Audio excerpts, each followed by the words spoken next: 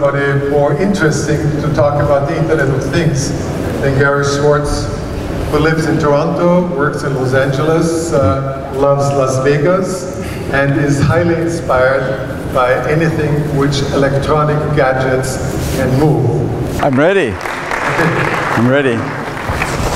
Thank you. So hello Abu Dhabi. It's so great to be back. I love this place. And it's so great to be with all you winners, you innovators, right? So we're gonna just talk for a few minutes about something that I need my slides for, which I'm calling Pelicans and duct tape. Okay, we'll get to Pelicans in a bit, but what I'm gonna focus on initially is duct tape, right? I'm gonna give you the history of duct tape in 20 minutes. You ready? Good. Okay, so essentially duct tape is what connects our world, increasingly so. So we're going to start with the beginning of digital duct tape. Okay, so you had things. Now you had trains, right? You had buses and fleets of trucks, and somehow we had to connect them to make our business more efficient, right? So we took a train, we took some digital duct tape, and we connected it to some servers, right? And what we called this, and this goes back to the 80s, right? What we called this was M to M, machine to machine. And essentially what machine to machine was asset tracking, smart grids, right? Building automation, which to this day is incredibly valuable. It's what keeps the world moving, and it keeps our global economy growing, right? But what happened around 2001, Space Odyssey, is we took this idea of duct tape and we extended it to the digital web, right? And we included this idea of mobility, and we included folk like shopkeepers and musicians and fans and consumers. Everybody started becoming connected. And we felt a whole pile like this. Remember this? HAL 9000? Larry, you know this, right? So, yes, Dave. I'm afraid I can't do that. So suddenly it was scary because we were connected to machines, but we didn't feel like these machines were really responsive on a human level. And it scared us, right? It scared us as government, it scared us as shopkeepers, and we felt disintermediated, right? But then something happened. The web got a whole lot warmer.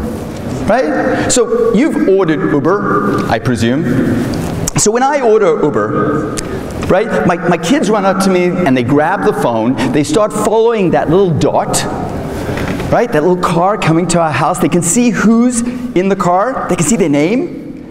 More importantly, the guy in the car or the gal in the car can see our name, and when they pull up to my house, my kids run out and they know the person's name. Person gets out of the car, says, "Is Gary here?" There's a huge warmth in that relationship, right? It's a lot warmer than the incumbent dusty yellow cab, right? Another example, Instacart.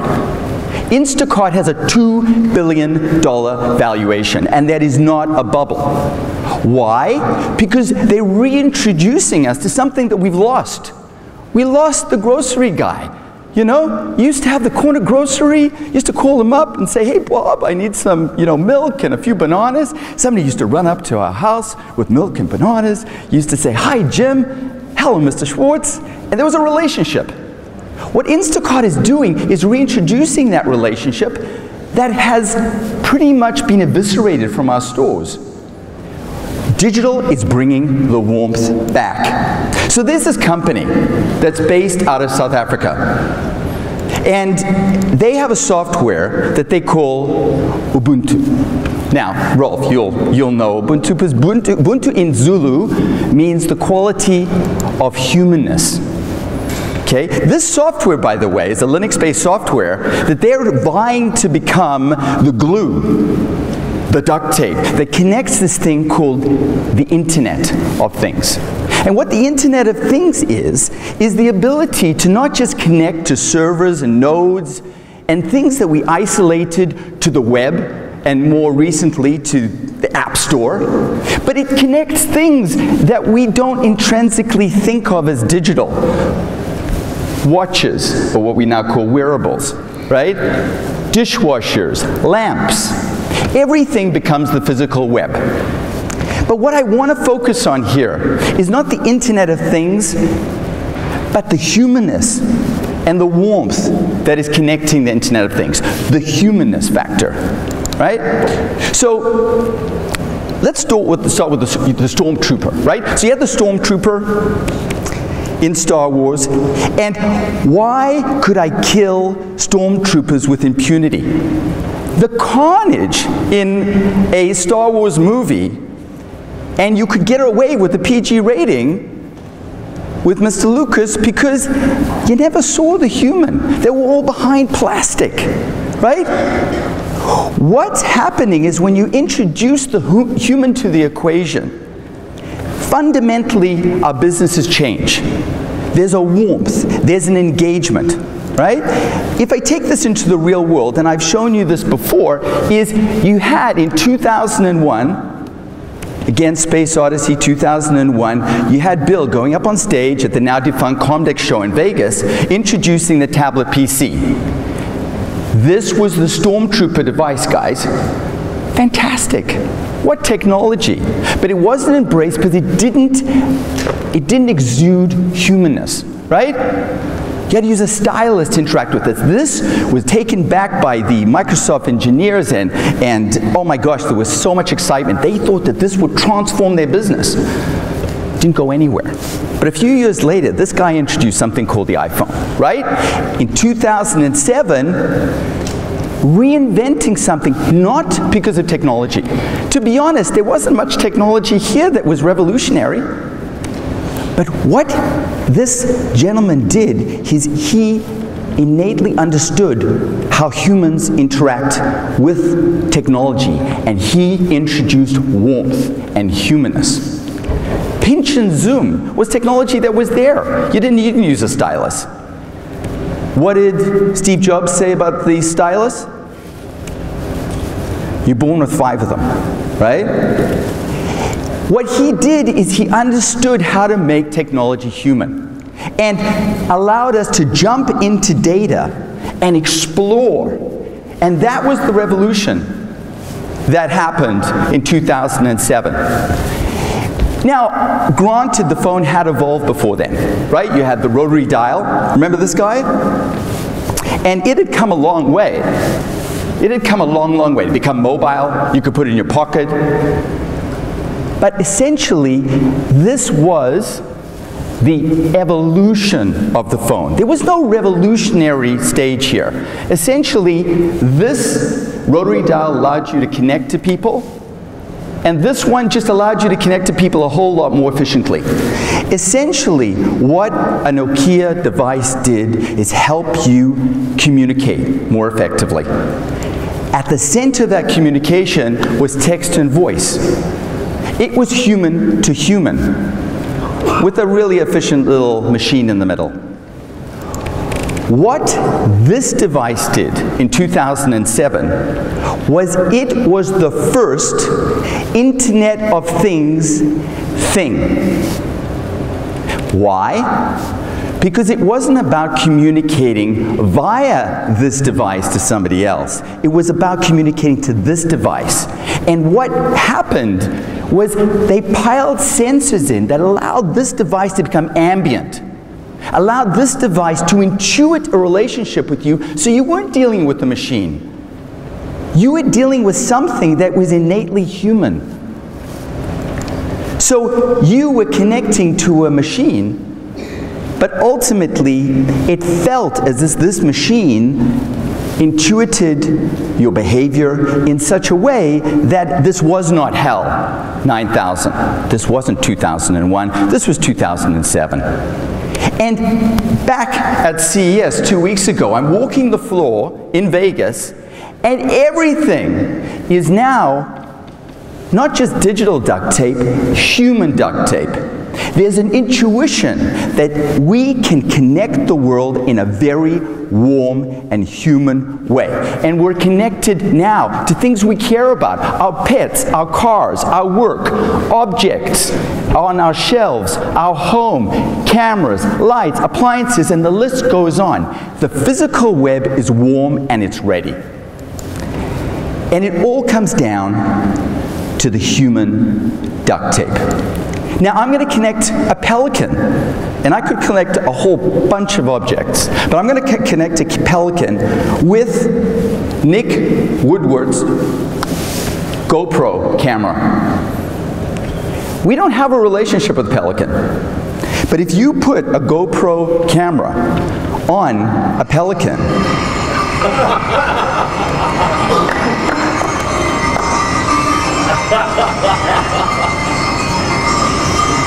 I love this, man.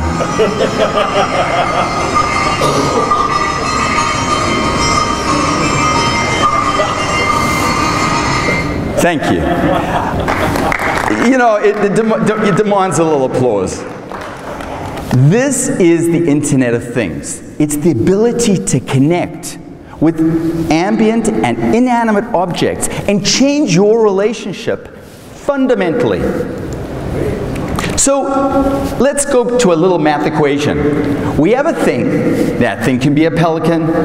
That thing could be a camera. That thing could be your pet. That thing could be your home. And we're going to connect it with some human duct tape to an action. And we just had an action.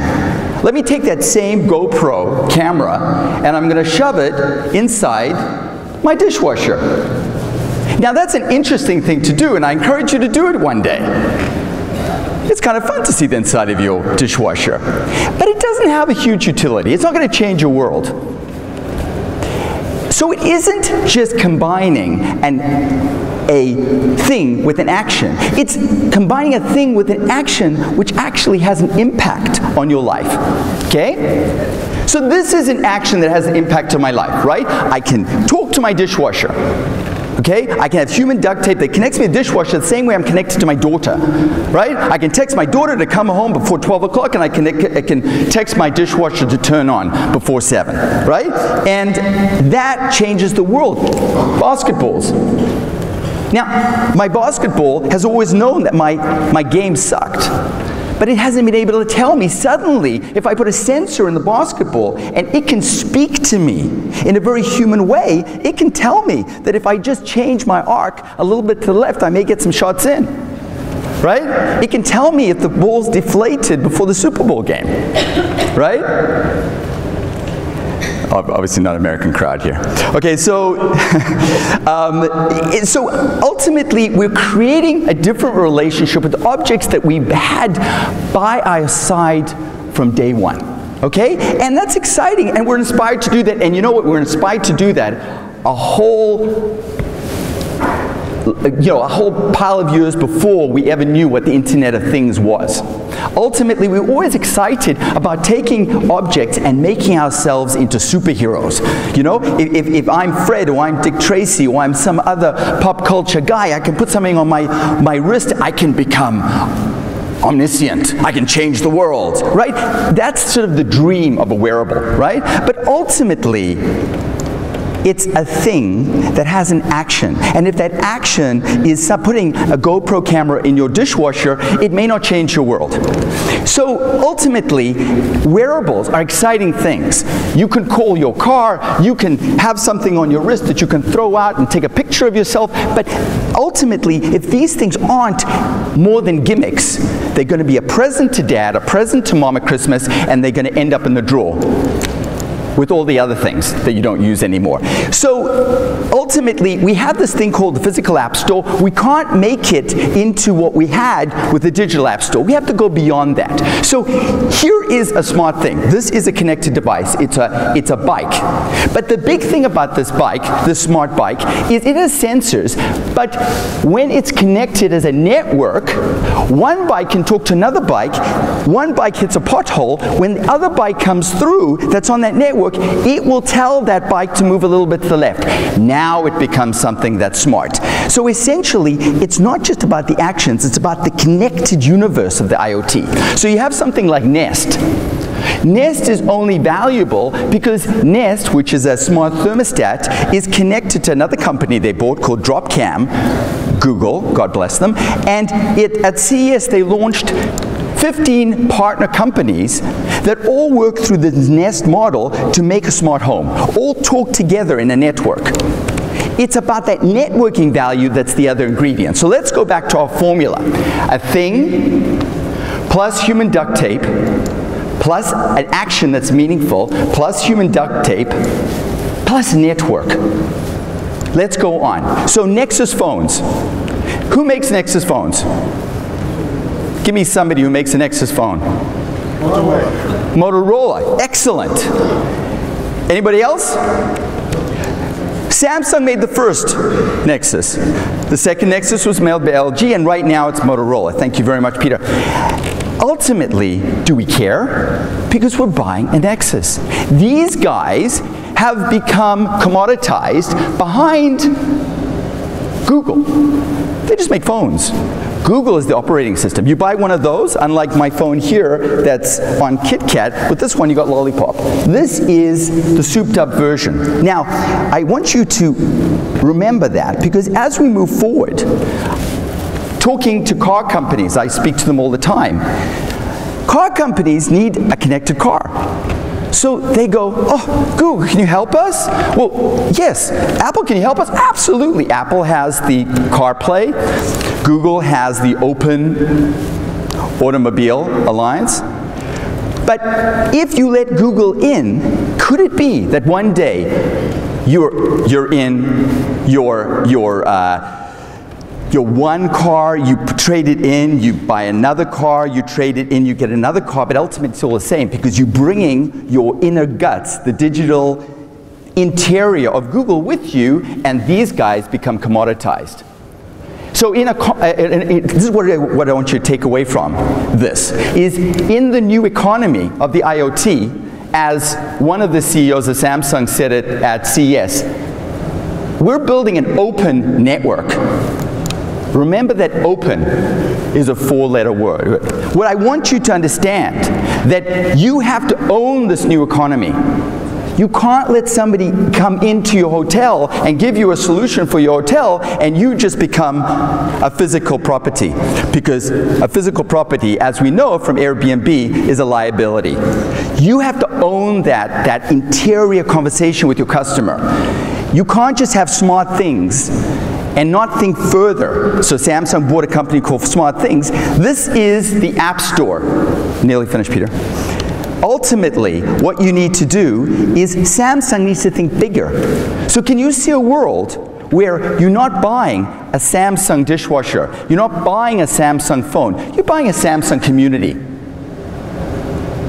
You're going into Samsung community because Samsung can give you everything turnkey. We're not programming the VCR. We're not going to get a Nest thermostat here and a drop cam there and then worry about security here. We're going to buy a community.